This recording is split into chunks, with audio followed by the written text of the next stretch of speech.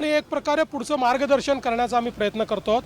आज आता इथे आम्ही नाशिक विभागामध्ये उत्तर महाराष्ट्राचा आढावा घेतलेला आहे आणि उत्तर महाराष्ट्रातल्या महानगरपालिका सगळ्या पाचही जिल्हा परिषद आणि ज्या काही नगरपालिका नगरपंचायती आहेत या संदर्भात संपूर्ण आमच्या कार्यकर्त्यांचं म्हणणं ऐकून घेतलेलं आहे, त्यांना पुढचं दिशादर्शन देखील केलं आहे। मला असं वाटतं की उत्तर महाराष्ट्रामध्ये मागच्या स्थानिक स्वराज्य संस्थेत आम्हाला फार चांगलं यश मिळालं होतं, यावेळी त्याहीपेक्षा चांगलं यश मिळेल अशी मला अपेक्षा आहे।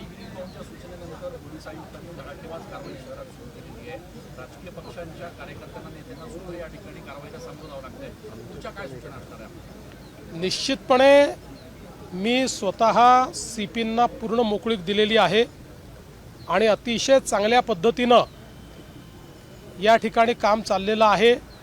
कोणी कुठल्याही पक्षाचा असो, भारतीय जनता पक्षाचा असो, महायुतीचा असो की उबाठा राष्ट्रवादी काँग्रेस किंवा अन्य पक्षाचा असो, कोणालाही या ठिकाणी स्पेअर करू नका अशा प्रकारे त्यांना पूर्ण अधिकार देण्यात आलेले आहेत।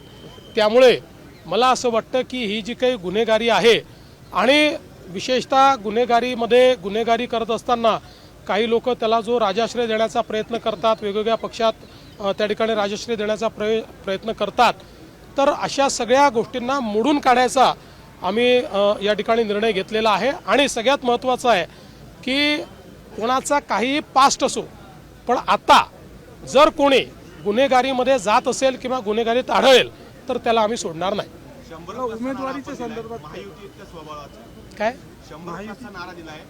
असं आहे, आम्ही पहिल्या दिवशीपासून तिन्ही पक्षांनी महायुतीचं ठरवलं आहे। जिथे जिथे शक्य आहे त्या ठिकाणी आम्ही महायुती करणार आहोत। जिथे आम्ही कॉम्पिटिंग पक्ष आहोत, आमचे तुल्यबळ पक्ष आहेत, त्या ठिकाणी आम्ही मैत्रीपूर्ण लढत करू। त्यामुळे आम्ही समजा युती केली तर युतीचे 100।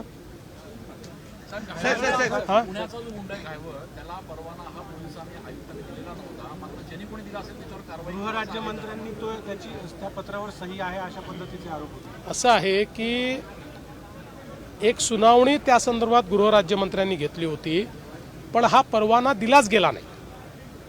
पोलीस आयुक्तांनी त्या ठिकाणी वस्तुस्थिती लक्षात आणून दिली आणि त्यामुळे हा परवाना दिलेला नाही।